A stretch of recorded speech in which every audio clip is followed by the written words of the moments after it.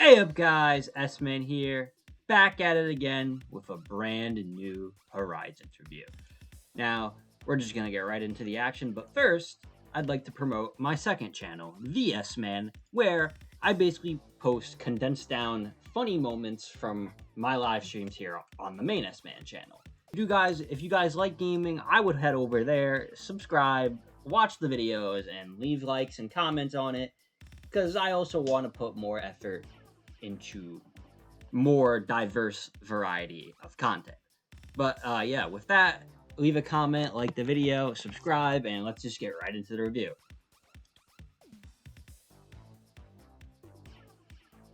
Picking up where we left off last week, Dot arrives in Paldea, where she meets up with Iono, and they discuss and they catch up because they haven't seen each other in person in over a year, and they talk about streaming and the changes that they've had in their lives.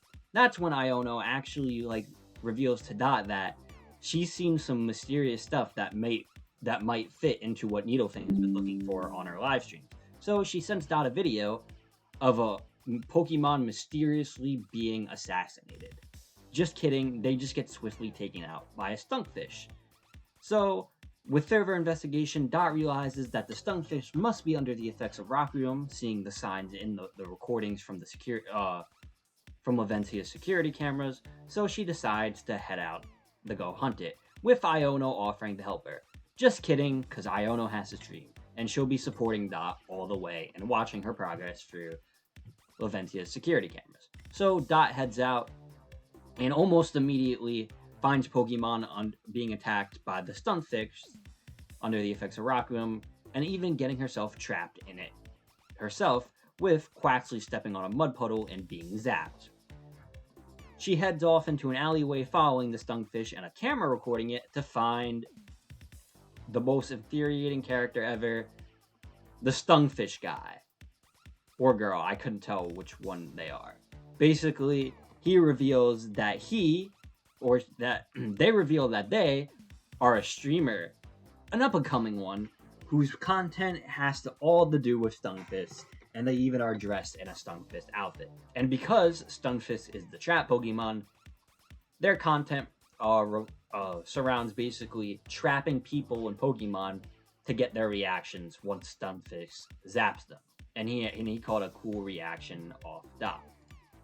And they also reveal that Stunfisk is normally too slow to do it on its own, so by signing up to be a beta tester, they got a strong sphere, which allows Stunfisk's speed to increase and even better the content.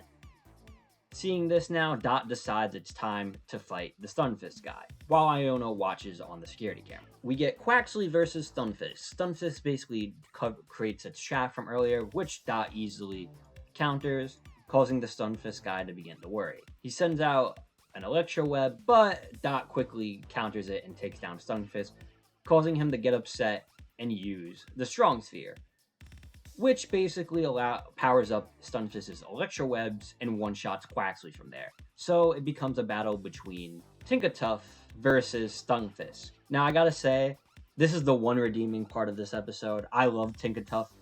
This battle basically becomes a battle between strength.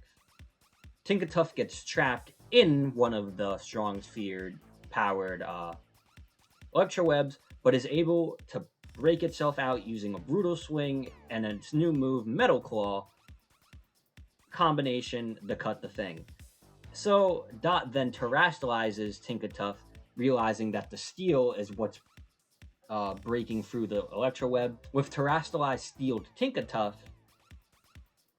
is able to power through every single attack the Stunfisk man sends at him, and uses one powerful hit of the hammer to take down Stunfisk, winning Dot the battle. That's when the Stunfisk guy, the Stunfisk fan, is happy that his Stunfisk is okay, due to the fact that during the battle, we see Stunfisk grow more and more aggressive and stop listening to commands. Instead, started to lash more and more out at Tinkatuff while Dot fought back, causing them to worry. That's when Iono comes on the phone and suggests that Tinkatuff, the Stunfisk fan, a new idea for their content, and they don't have to give up on their streaming idea. Iono suggests that they should revolve their content around a collab between her and them, where it's their goal to basically trap Iono and embarrass her with the little funny faces that the Stunfisk causes Pokemon people to make when zapped.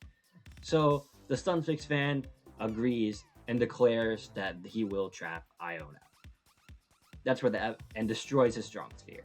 The episode ends with the rest arriving to Paldea, where Dot begins to worry that she's not going to be at Katie's town in time to meet with the rest of them. So Iono shows up with the Squawkabilly taxi and gives it to Dot to thank her for her help. Now I gotta say, this episode was alright.